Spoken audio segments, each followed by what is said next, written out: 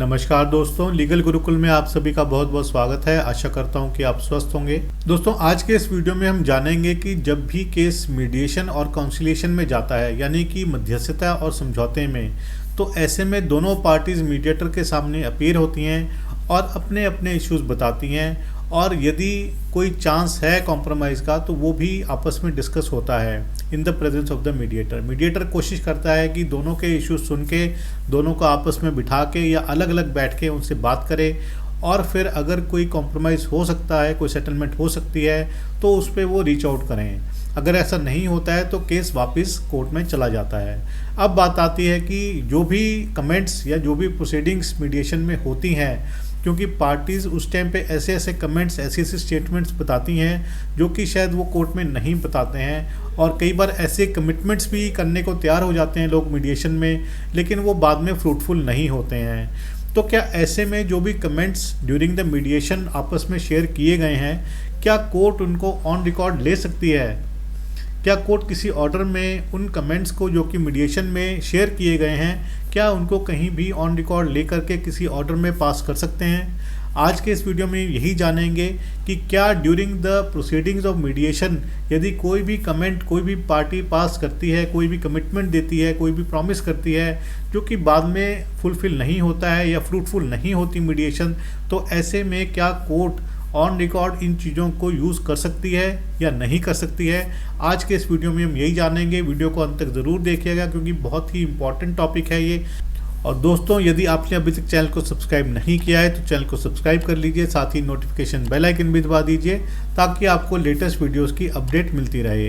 In case आपकी कोई भी लीगल समस्या है, लीगल इशू है, तो आप मुझे कमेंट सेक्शन में या मेरे ईमेल आईडी पर, जो आपको डिस्क्रिप्शन में मिल जाएगा, वहाँ जाके आप अपनी लीगल समस्या मुझसे शेयर कर सकते हैं, और मेरी कोशिश होगी कि मैं आपको उसका सॉल्यूशन ज़रूर बताऊँ। तो चलिए वीडियो को शुरू करते हैं। दोस्तों, जब भी सिविल या मैट्रिमोनियल केसेस होते हैं तो ऐसे में कोर्ट्स की कोशिश होती है कि बजाय कि कोर्ट का टाइम वेस्ट होए, लिटिगेशन बढ़े और लिटिगेशन एक्सपेंसेस बढ़ें, तो ऐसे में एक मैकेनिज़्म निकाला गया है मीडिएशन एंड काउंसिलिएशन का, जिसमें कि दोनों पार्टीज़ को बिठा के मीडिएटर के सामने आपस में बातचीत कराई जाती है, मैटर को सॉल्व करने की कोशिश की जाती है, कॉम्प्रोमाइज़ अराइव आउट करने की कोशिश की जाती है, जिससे कि दोनों ही पार्टीज़ विन विन सिचुएशन में हो।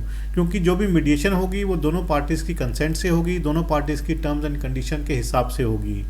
लेकिन यदि कोई मीडिएशन सक्सेसफुल नहीं होती है तो फाइल वापस आ जाती है और नॉर्मल केस चलता है, ऑन मेरिट डिसाइड होता है। अब हम बात करते हैं मीडिएशन के अंदर। देखिए, मीडिएशन के अंदर दोनों ही पार्टीज़ अपीयर होती हैं मीडिएटर के सामने और अपना अपना पक्ष रखती हैं। अब ये मीडिएटर की समझ है, उसकी अपनी एक लर्निंग है, उसकी अपनी एक ट्रेनिंग है कि उसने कैसे मीडिएशन करवानी है। हो सकता है कि उसको दोनों पार्टीज़ को अलग अलग टाइम देना पड़े, अलग अलग सिटिंग देनी पड़े, और हो सकता है कि वो दोनों को इकट्ठे भी बिठा के सिटिंग करा सके, और दोनों के इश्यूज़ वो सुनता है, दोनों के आपस में क्या विचार है, कैसे कॉम्प्रोमाइज़ हो सकता है, क्या कोई टर्म्स कंडीशन निकल सकती हैं जिसमें कॉम्प्रोमाइज़ हो सकता है।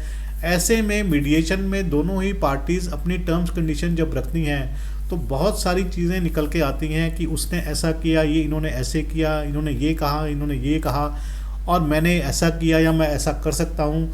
तो ऐसी चीज़ें बहुत सारी आती हैं जिनको हम स्टेटमेंट्स कह सकते हैं, कमेंट्स कह सकते हैं, या कमिटमेंट्स भी कह सकते हैं। तो ऐसे में कई बार कोशिश होती है पार्टीज़ की एक दूसरे को डोमिनेट करने की भी, क्योंकि मीडिएशन एक ऐसा प्लेटफॉर्म है जहाँ पे जज नहीं बैठते हैं, वहाँ पे एक मीडिएटर ही होता है। और ये मैं आपको बता दूं, क्लियर कर दूं कि जो भी प्रोसीडिंग्स मीडिएशन में होती हैं वो बिल्कुल कॉन्फिडेंशियल होती हैं और उसमें प्रिवेसी भी रहनी चाहिए।